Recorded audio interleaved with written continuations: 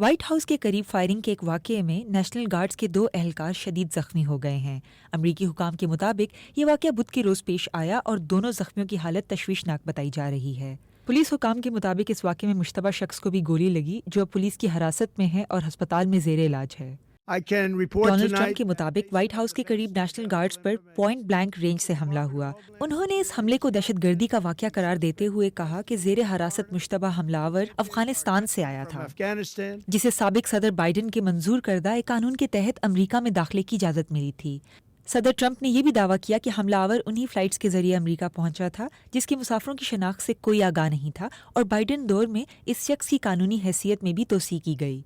Trump کے مطابق گزشتہ انتظامیہ کے دور میں بغیر مناسب جانچ پڑتال کے 2 کروڑ سے زیادہ غیر ملکیوں کو امریکہ میں داخلے کی اجازت دی گئی۔ صدر ٹرمپ نے یہ بھی کہا کہ بائیڈن انتظامیہ کے دور میں افغانستان سے آنے والے تمام افراد کی دوبارہ جانچ پڑتال کی جائے گی۔